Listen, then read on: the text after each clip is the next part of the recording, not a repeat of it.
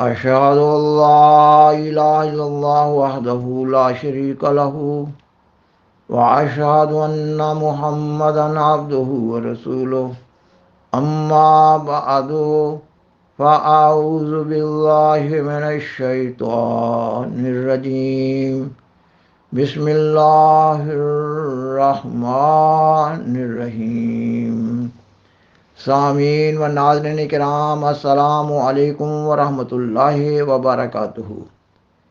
ابتدائی مسلمان ہونے والوں میں سے حضرت ابو بکر رضی اللہ تعالیٰ عنہ ہی ایسے شخص تھے جو مکہ کے ماحول میں صاحب اثر تھے۔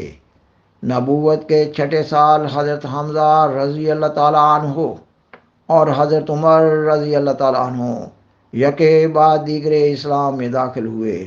یہ دونوں اشخاص مسلمانوں کے لیے ایک مضبوط سہارا ثابت ہوئے۔ آج کے پروگرام میں حضرت حمزہ رضی اللہ تعالیٰ عنہ کے قبول اسلام کا واقعہ بیان کیا جا رہا ہے۔ حضرت حمزہ رضی اللہ تعالیٰ عنہ سیدنا حضرت محمد رسول اللہ صلی اللہ علیہ وسلم کے حقیقی چچا تھے۔ بہت بہادر انسان تھے۔ آپ صلی اللہ علیہ وسلم کو حضرت حمزہ رضی اللہ تعالیٰ عنہ سے بہت محبت تھی، اور حضرت حمزہ رضی اللہ تعالیٰ عنہ بھی آپ صلی اللہ علیہ وسلم سے بہت محبت رکھتے تھے۔ وہ شکار کھیلنے کے عادی تھے۔ ان کا یہ معمول تھا کہ ہر روز صبح سویرے تیر کمان لے کر گھر سے باہر نکل جاتے تھے اور سارا دن شکار کھیلتے رہتے تھے اور شام کو واپس ہوتے تھے۔ حضرت حمزہ رضی اللہ تعالیٰ عنہ کا یہ معمول تھا کہ واپسی پر پہلے خانہ کعبہ کا طواف کرتے تھے اور خانہ کعبہ کا طواف کرنے کے بعد صحن کعبہ میں موجود لوگوں سے میل ملاقات کرتے تھے اور پھر اپنے گھر جاتے تھے۔ ان دنوں مکہ کے لوگوں کا یہ معمول تھا کہ وہ صحن کعبہ میں دو دو چار چار ٹولیوں میں بیٹھ کر مختلف موضوعات پر گفتگو کیا کرتے تھے۔ ایک دن حضرت حمزہ رضی اللہ تعالیٰ عنہ شکار سے واپس ہو رہے تھے۔ مکہ میں داخل ہوتے ہی ایک خادمہ نے ان سے کہا کہ آپ بڑے بہادر انسان بنے پھرتے ہو، اور آج ابو الحکم یعنی ابو جہل نے آپ کے بھتیجے محمد صلی اللہ علیہ وسلم کے ساتھ بہت برا سلوک کیا ہے۔ خادمہ نے کہا کہ محمد صلی اللہ علیہ وسلم ایک چٹان پر خاموش بیٹھے ہوئے تھے۔ ابو جہل آیا اور اس نے آپ صلی اللہ علیہ وسلم کو گالیاں دینی شروع کر دیں۔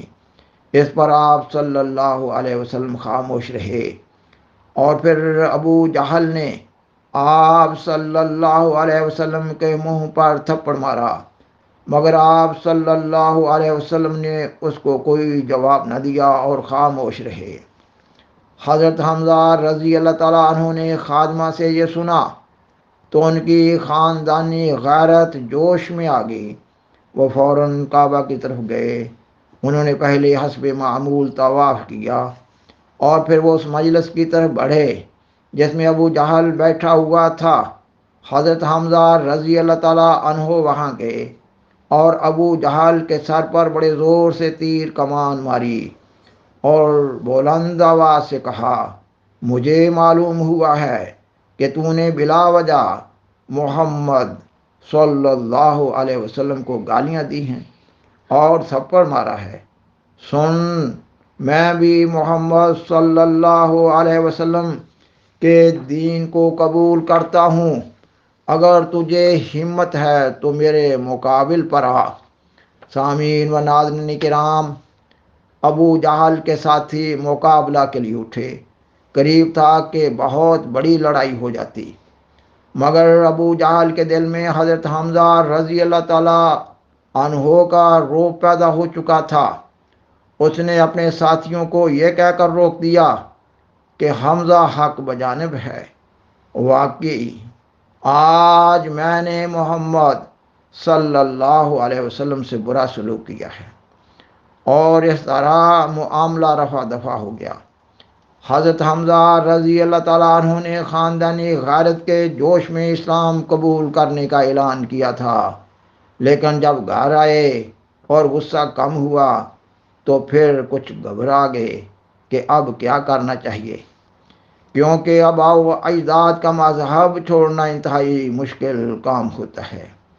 آخرکار حضرت حمزہ رضی اللہ تعالیٰ عنہ نے بڑی سوچ بچار کے بعد یہی فیصلہ کیا کہ اب شرک چھوڑ دینا ہی بہتر ہے، اور پھر وہ سیدنا حضرت محمد صلی اللہ علیہ وسلم کے پاس آئے اور آپ صلی اللہ علیہ وسلم کے ہاتھ پر باقاعدہ بیعت کر کے اسلام میں داخل ہو گئے۔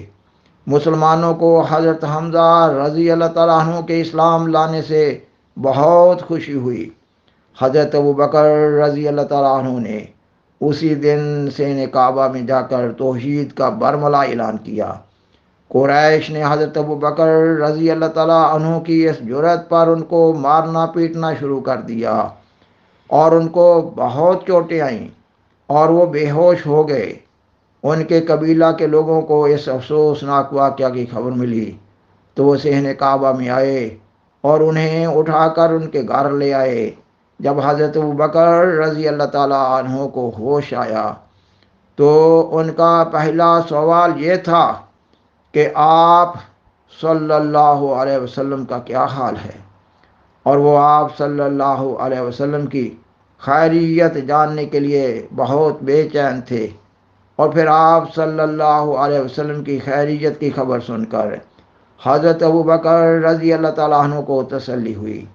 سامعین و ناظرین کرام، حضرت حمزہ رضی اللہ تعالیٰ عنہ کے قبول اسلام کے اس واقعہ سے بخوبی یہ معلوم ہو رہا ہے کہ اسلام کا ابتدائی دور انتہائی کٹھن تھا۔ الہی جماعتوں کے سفر کا آغاز ایسے ہی ماحول میں ہوا کرتا ہے۔ ابتدا میں ربانی آواز پر لبیک کہنے والے اپنی قربانیوں سے الہی جماعت کی بنیادوں کو مضبوطی کے ساتھ قائم کر رہے ہوتے ہیں، اور وہ لوگ اپنے تقوی، توکل علی اللہ، ایمان و یقین، صبر و استقامت، دین کی خاطر قربانیوں اور اطاعت امام میں نیز آپس میں محبت اور شفقت کرنے میں اپنے بعد میں آنے والوں کے لیے بمنزلہ ایک روشن مینار کے ہوتے ہیں۔ بالآخر درخواست ہے کہ برائے مہربانی اس پروگرام کو دوسروں سے شیئر کریں اور از راہ کرم اس چینل کو سبسکرائب کریں۔ جزاکم اللہ تعالی احسن الجزاء وآخر دعوانا ان الحمد للہ رب العالمین۔ والسلام علیکم ورحمۃ اللہ وبرکاتہ۔ شکریہ۔